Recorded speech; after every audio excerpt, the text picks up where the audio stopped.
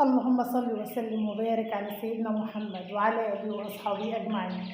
ازيكم أغلى أخوات في الدنيا؟ وحشتوني جدا من آخر فيديو قدمت.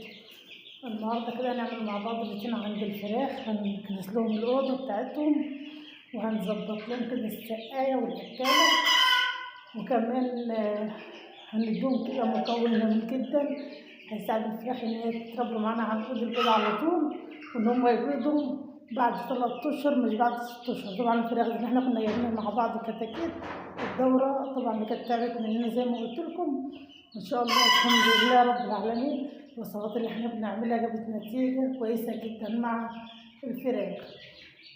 بسم الله ما شاء الله لا قوة إلا بالله.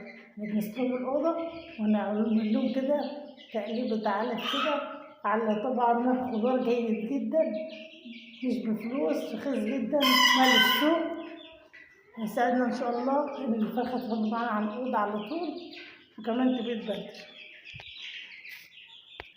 وهنا كده نضفنا لهم الاوضه ومليت السقايه. طبعا انا كنت عامله لهم مضاد سموم عشان طبعا انا غيرت العلف، وكمان بحط لهم بقى بواقي بيض دلوقتي يعني زي الرز والمكرونه الحاجات بس الناشفه، ما بحطش خضار او حاجه فيها صلصه.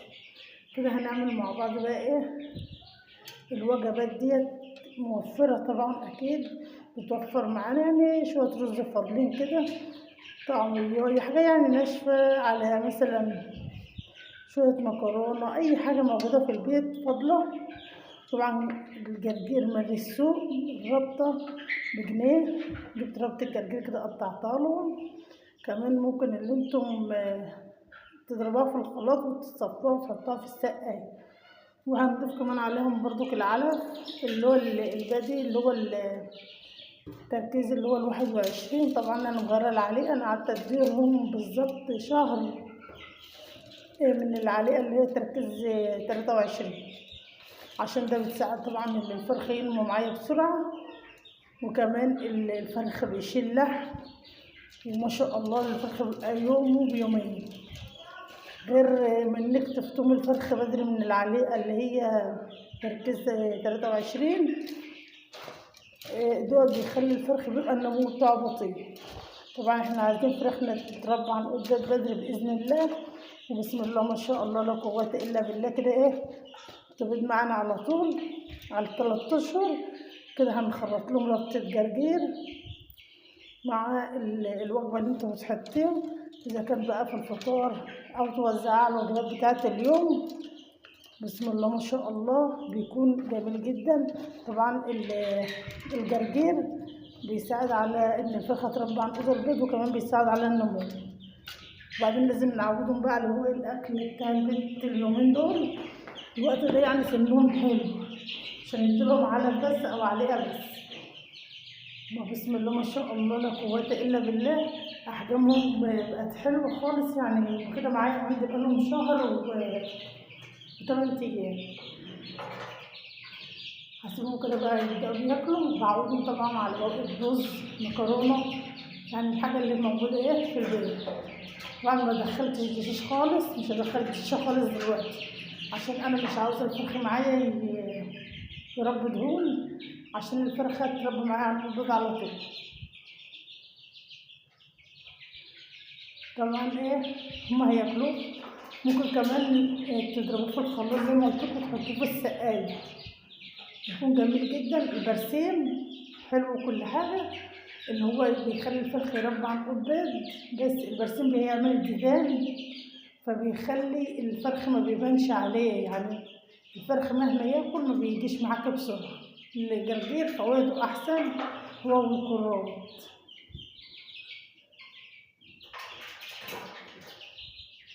ما شاء الله هيبدأوا ياكلوا. طبعا انا حاطه رز، حطيت عليقه، وحطيت الجرجير.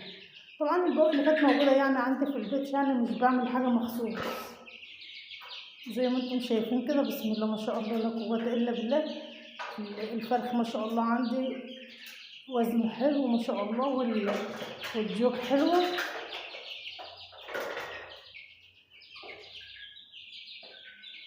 هما كده هيبدأوا ياكلوا. طبعا انا بعمل لهم اللي هو مضاد للسموم دوت مرتين في الأسبوع. بحط معلقة خل ومعلقة سكر في السقاية عشان طبعا الفرخ معايا كده يبدأ النمو بتاعه يزيد، وأي أكل ياكله يبان عليه لحمة على طول.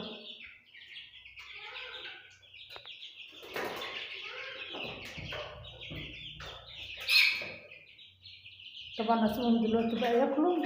طبعا انا ما بسيبش الاكل قدام الفرخ طول النهار علشان الفرخ طبعا مش ما تستفدش من اكله، كمان في نفس الوقت ان هو يعني بيزهد الاكل ده اللي موجود قدامه 24 ساعه. يعني هم هيفطروا من دلوقتي مش كده هيشيلوا منهم الاكل بتاع العصر، احط لهم تاني شويه، وبعدين بالليل كده على العشاء احط لهم شويه عليقه عشان يبداوا ان هم يكونوا شبعانين على ما اطلع لهم تاني يوم.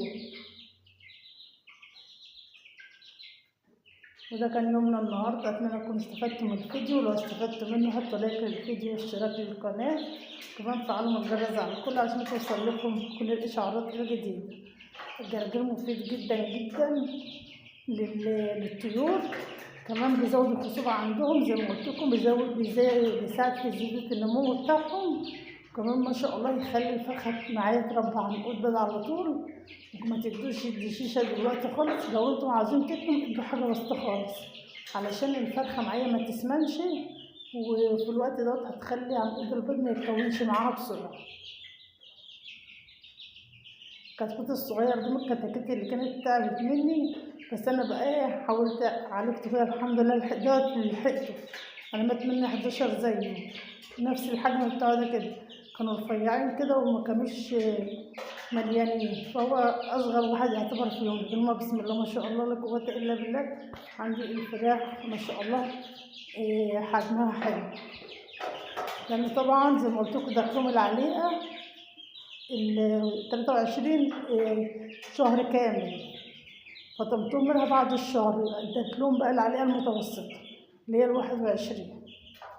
استودعكم الله الذي لا تضيع منه ودائع. شكرا.